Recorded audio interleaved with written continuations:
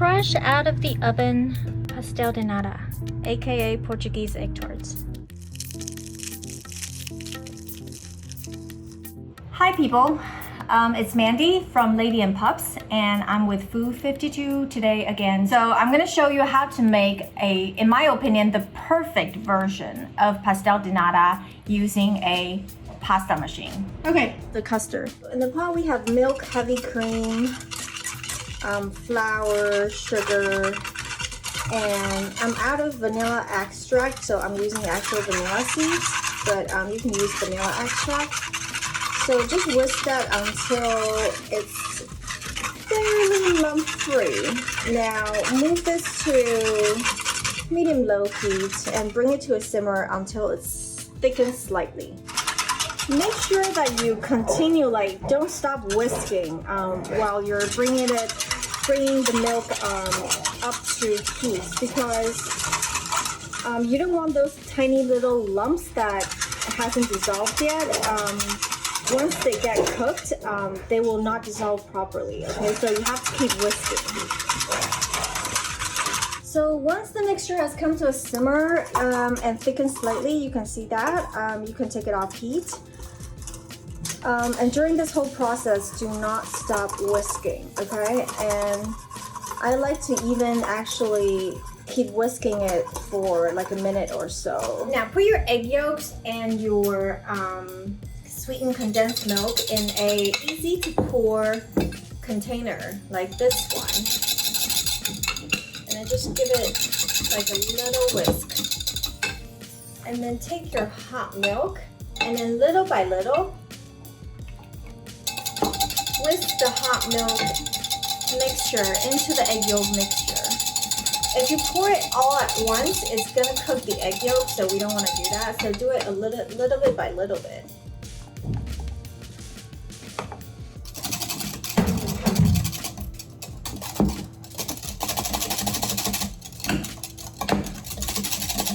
There. Now put a plastic wrap on top just so that a skin doesn't form while this cool down in the fridge. So this needs to cool down in the fridge for about 2 hours until it's at least room temperature. So I'm gonna start with the crust. I have flour, salt, and butter in the bowl already, and I'm just gonna measure out 5 tablespoons water.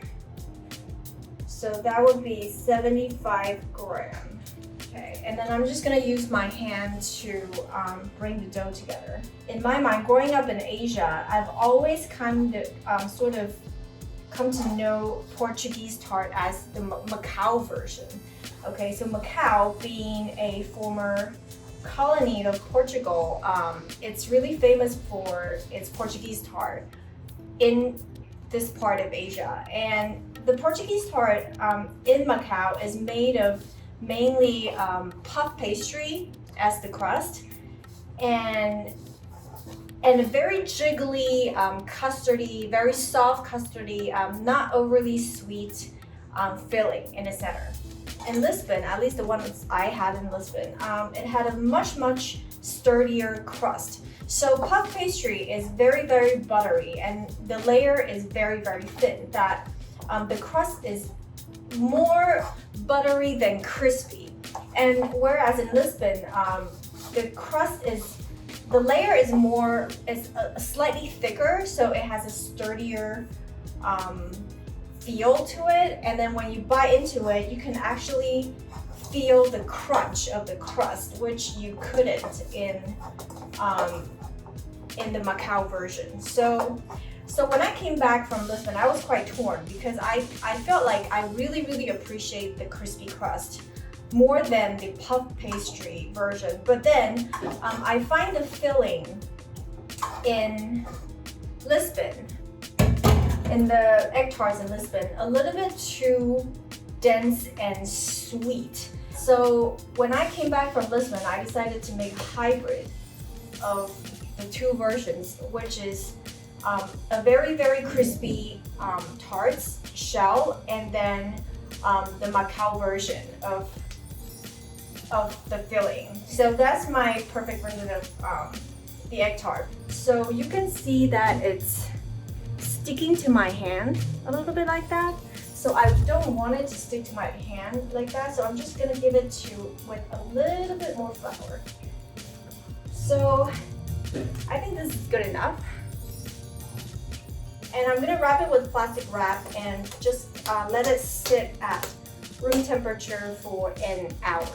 Now, once you're done with the dough, what's really important at this point is that you take out your butter and you let it come to room temperature at a warm place. When I say room temperature, I don't mean soften. I want it to be room temperature, meaning it's almost melty, but it hasn't melted yet, okay? So it's gonna be super spreadable. We're gonna use a pasta machine to make the laminated pastry, okay? So the reason why we're not doing the traditional way is because I feel like the pasta machine produces, at its thinnest setting, it produces just the right thickness for this pastry, and it's much easier to do with a pasta machine than compared to rolling it out with hand. And I'll show you why. So I'm gonna split the dough in half, okay?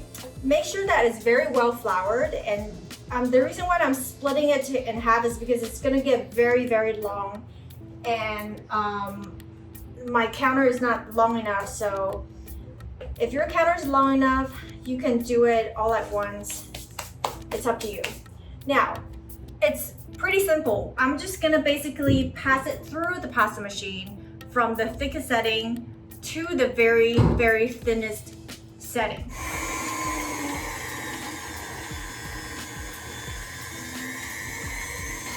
And I'm gonna do it a couple times in the beginning at the thickest setting, just to make the dough smooth. You know, I'm just gonna fold it in half and keep passing it until the width of the dough is the width of the machine.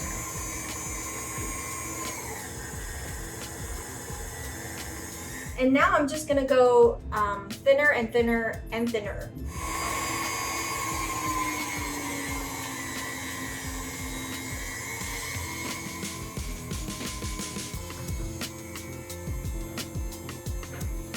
And there we have it. Okay, this is the thinnest setting, okay?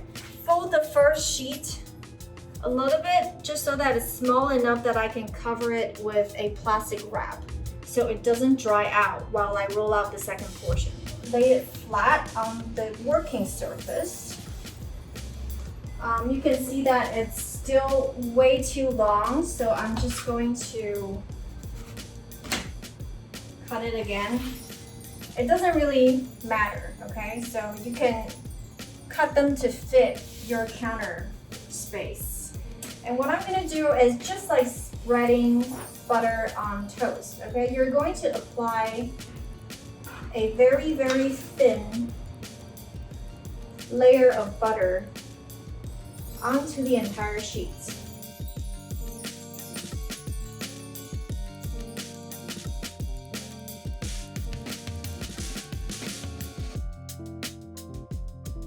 When you're done, it should look something like this.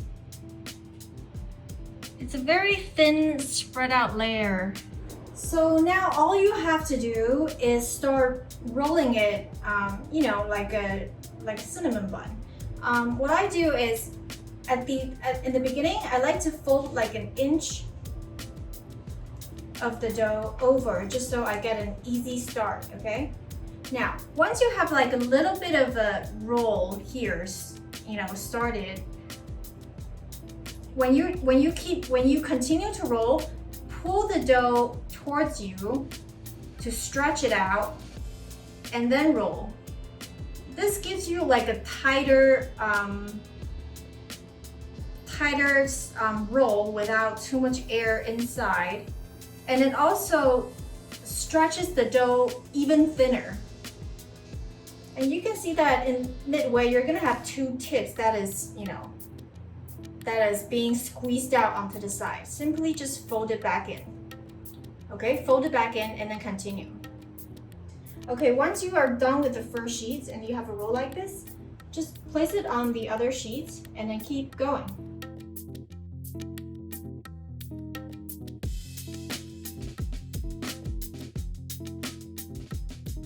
Now you're done with the first sheet. And cover it with plastic. And then onto the second. So butter on the second roll already, the second portion of the dough. Now I'm just gonna continue doing what I did. Nothing has changed. I'm just going to keep on rolling it. Now once you're done, you may have like a little bit of chips that is being squeezed out like that. Don't worry about it, okay? This really is not going to affect too much of the end product. So now you're gonna have a tiny little bit of butter still left in the bowl, right? Okay, so smear that onto the exterior of the roll. And once it's all coated and buttered up, leave it on the counter like this, okay? You need about this much pastry dough per mold, but I'm talking about these are the classic egg tart molds. So if you're using a muffin tin or something like that, you will need a bigger dollop, you see?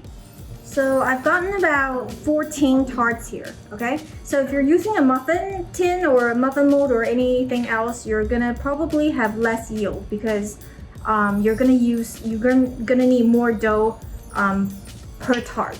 So the oven is preheating and it's gonna take a while because you're gonna need the oven to be pretty hot, 250 Celsius. So it's gonna take at least 40 minutes to preheat. This is what I've learned by watching the people in the Lisbon bakery and the way they do it. So what you do is basically you wet your hand with a little bit of water, okay? And you take one shell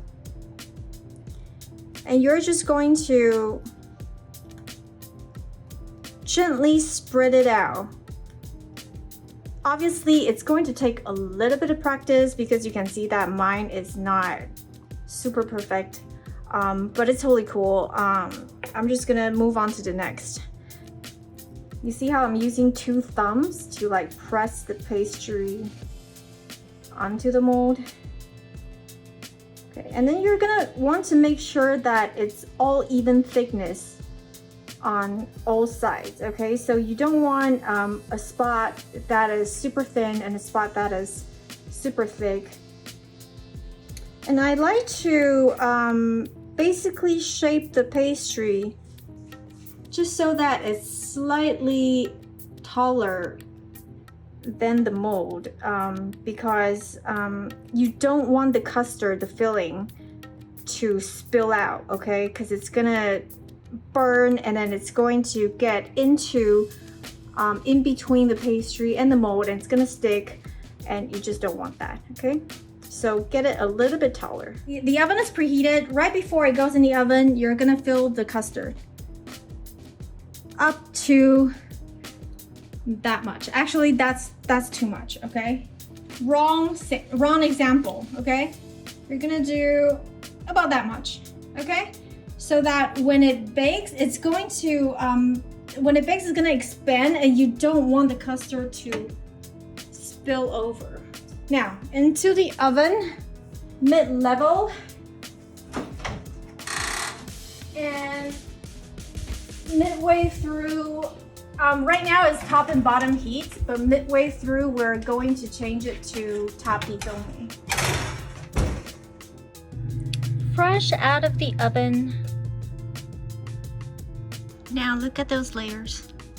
Super flaky, but not too buttery that it doesn't have structure. And that caramelized and almost burnt custard top. Now the hard part is that you're gonna wait for them to cool. So there you have it. This is how you make Portuguese egg tart with a pasta machine. Hope you enjoyed the video. See you next time.